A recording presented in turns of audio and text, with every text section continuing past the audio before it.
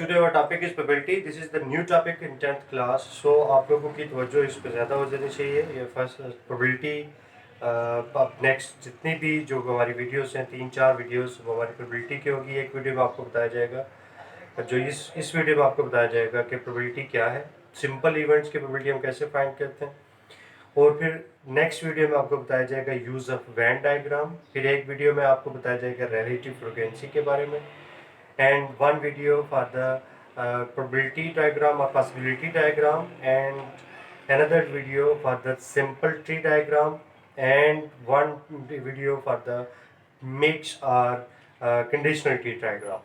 So इस तरीके से आपका probability का टॉपिक खत्म होगा. किस मतलब पहले क्या है, सिंपल probability, सिंपल इवेंट्स की, फिर उसके बाद वेन डायग्राम का यूज़, रिलेटिव फ्रीक्वेंसी का use, number 4, number 5 possibility diagram, number 6 simple tree diagram, and number 7 conditional tree diagram. अच्छा, अब आप सबसे पहले आप अभी जो पढ़ने जा रहे हैं दैट इज सिंपल प्रोबेबिलिटी कि होती क्या है. मतलब आपको सबसे पहले तो बताना चाहिए सिंपल प्रोबेबिलिटी है क्या. What is probability basically. Probability is you can say कि ये हम मेजर करते हैं फ्यूचर में होने वाले इवेंट्स के चांसेस, यानी कि probability is measurement of the chances of occurrence of any event in the future. के फ्यूचर में जो भी इवेंट होगा उस ये एक थ्योरी है. ऐसा मतलब होता तो नहीं कि 100% एक्यूरेट हो के जो हम प्रोबेबिलिटी फाइंड कर रहे हैं तो वो प्रैक्टिकली इसी बिल्कुल एग्जैक्टली वैसे ही हो, ऐसा तो नहीं होता. लेकिन ये जस्ट एक अंदाज़ा लगाया जाता है और मैथमेटिकली इस चीज़ को मेजर किया जाता है कि किसी भी इवेंट के होने या ना होने के कितने चांसेस हैं. अब इसमें फॉर एग्जांपल अगर आप एक सिक्का टॉस करते हैं, I am again repeating, this probability is measurement of chance of occurrence of event which will occur in future, मतलब not in present, not in past. जो फ्यूचर में कोई इवेंट होने वाला है उसके कितने चांसेस हैं होने के या ना होने के. अब इसमें फॉर एग्जांपल अगर आप सिक्का टॉस करते हैं, एक कॉइन टॉस करते हैं, अब उस सिक्के के मतलब दो फेसेस हैं, हेड आ सकता है या टेल आ सकता है. अब हेड आने के चूंकि अब इसमें देखें टोटल आउटकम्स कितनी है. हमें पता है कि उसमें जब आप कॉइन टॉस करते हैं, टॉस ऑफ अ कॉइन, तो उसमें हमें पता है टोटल आउटकम्स 2 हैं. या तो वो हेड हो सकता है या टेल हो सकता है. This is called total number of sample space, यानी कि इसको total number of sample space भी बोलते हैं. Total number of sample space, और इसको ऐसे सैंपल स्पेस के तौर पे भी लिख सकते हैं कि इसमें total number of sample space. अच्छा, सैंपल स्पेस लिखूंगा तो उसमें मैंने लिखना है कि इसमें है क्या, कि 2 इसकी आउटकम हो सकती है. और नंबर ऑफ सैंपल स्पेस में लिखूंगा कि इसकी 2 है, मतलब 2 इसकी तादाद है आउटकम्स की, और ये इसमें आउटकम है हेड एंड टेल. ये हमने इसमें लिस्ट दे दी. अब हमारा फेवरेबल फर्ज करें कि हमने ये बताना है कि हेड आने के कितने चांसेस हैं. तो इन दोनों में से हेड आपके पास एक है, so probability of head is 1 out of 2 and probability of tail is 1 out of 2. This is called simple probability, कि हम इस पर बता रहे हैं कि कितने चांस है हेड आने के और कितने चांस है टेल आने के. अच्छा, दूसरी इसमें एग्जांपल आप लेते हैं.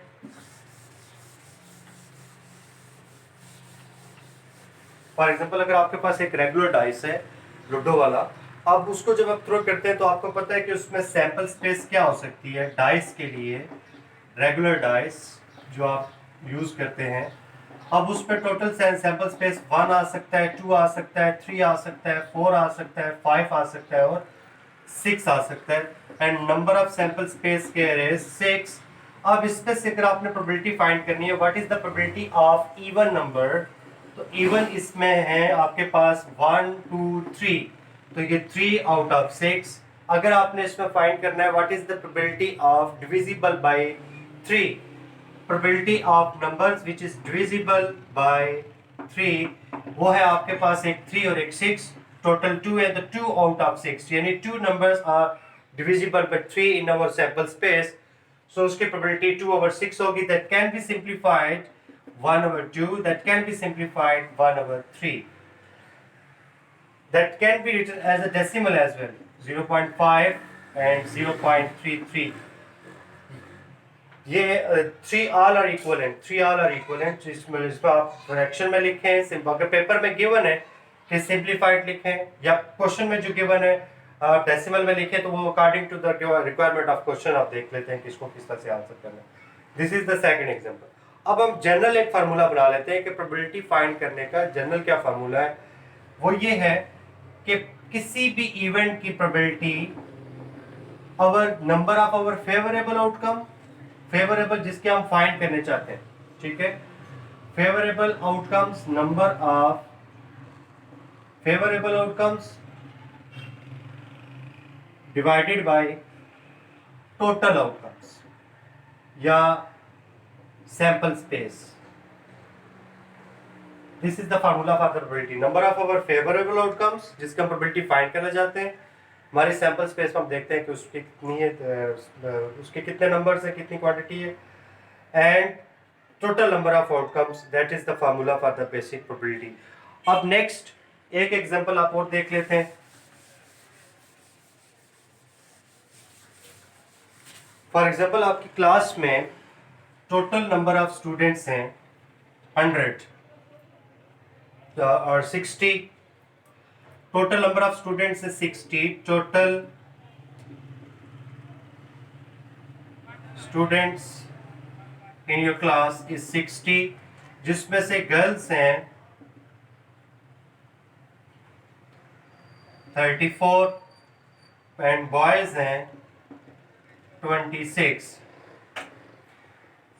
अब इसमें आपने मतलब एक रैंडमली आपने एक हेड गर्ल या क्लास रिप्रेजेंटेटिव CR आपने एक रिप्रेजेंट करना है, चूज करना है, और आप एक ड्रॉग करते हैं या पर्ची निकालते हैं, सबके नाम लिखते हैं.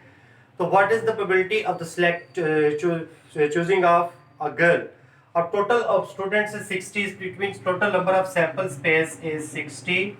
Probability of choosing a girl is 34 out of 60, and probability of not girl mean boys, but probability of not girl and is 26 over 60. Girl and not girl are mutually exclusive event. मतलब total जो probability होती है वो 1 होती है. मतलब आप देखें इन दोनों को, ये एक दूसरे के अपोजिट है, probability of choosing girls and probability of choosing not girl. These two events are totally excluding events and totally opposite events. इसको आप mutually exclusive event बोलते हैं, जो एक दूसरे के बिल्कुल opposite होते हैं. इन दोनों की probabilities को अगर आप ऐड करें तो that is equal to 1. It means कि मैक्सिमम जो प्रोबेबिलिटी है वो 1 होती है. Maximum probability is 1 and minimum probability is 0. For example, अगर आपके पास एक बॉक्स है, उस बॉक्स में कार्ड पड़े हुए जिनके ऊपर तीनों के ऊपर पिंक कलर है. 3 कार्ड और तीनों के ऊपर पिंक है. What is the probability of choosing pink color? ज़ाहिर है तीनों वही हैं, 3 out of 3. तो probability of pink color is 1. Maximum probability is, and it means कि in your box all cards have color pink. So जिसको भी आप select करेंगे that will be pink. So definitely उसकी probability 1 होगी, that is maximum probability. अगर आपके पास इसी बॉक्स में से कहा जाता है कि find करें what is the probability of a green color, तो probability of green is 0 out of 3, that is 0. It means के उस पे चांस ही नहीं है, उस पे कोई कार्ड है ही नहीं जिसके ऊपर ग्रीन कलर है. तो so probability that of the green colour is 0. अब इसमें ये हो गया मैक्सिमम प्रोबेबिलिटी और ये हो गया मिनिमम प्रोबेबिलिटी. अब आगे एक चीज इसमें आ जाती है कि एक अगर आप इसमें लाइकली पेपर में जो वर्ड आता है इसके लिए बात बताना होता है कि कौन सी किसकी चांसेस ज़्यादा है, मतलब कौन सा इवेंट होने के ज़्यादा लाइकली चांसेस है, अनलाइकली है, कोई इवेंट का occurrence अनलाइकली है या मिनिमम मैक्सिमम। तो अगर आपके पास इस तरह से एक अगर आप ग्राफ बना लें तो 0, 1, 1/2 और 0.5, और इधर इधर 0.75 के करीब करीब, इधर 0.25 के करीब करीब जिसकी प्रोबेबिलिटी होगी, ये होगा मिनिमम प्रोबेबिलिटी, मतलब है ही नहीं चांसेस, मिनिमम प्रोबेबिलिटी इवन। मतलब जिस तरह एक सिक्का था तो सिक्के में हेड आने के चांसेस भी 1/2 थे, टेल आने के चांसेस भी 1/2 थे, तो इन दोनों की प्रोबेबिलिटी इवन्स थी, मतलब इक्वल थी। लाइकली ये लेस लाइकली है, ये अनलाइकली, इसके इवेंट्स, इस इवेंट के चांसेस कम है, ये लाइकली, और ये जो प्रोबेबिलिटी है दैट इज मैक्सिमम। ओके, अब sum of total probabilities is equal to 1 or sum of two mutually exclusive events have a probability that is equal to 1। इसका एक पेपर में कैसे यूज किया जाता है, फॉर एग्जांपल अगर आपके पास ये कहा जाता है कि किसी क्लास में प्रोबेबिलिटी है चूजिंग बॉय इज 3/7, तो किसी क्लास में स्टूडेंट को आपने सिलेक्ट करना है और उस पर प्रोबेबिलिटी है इसकी सिलेक्ट करने की, बॉय सिलेक्ट करने की probability of boy is equal to 3/7, probability of not selection और नॉट चूजिंग बॉय इज 4/7। तो इन दोनों का जो सम है that is 1।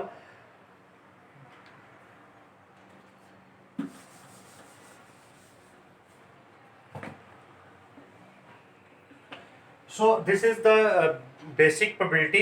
in this video आपने cover किया, we have covered the simple probability, simple probability events की probability, उसके examples, likely events, more likely events, and maximum probability, minimum probability, और basic formula for the probability। This will help you to solve exercise number 31 for the IDCC syllabus for following the new book which is in your hands। अब उस पे ये आपके 33 chapter में 33.1 और 33.2 में ये आपके लिए हेल्पफुल होगी। नेक्स्ट वीडियो जो है वो वैन डायग्राम के बारे में आप सीखेंगे। डिस्टर्बेंस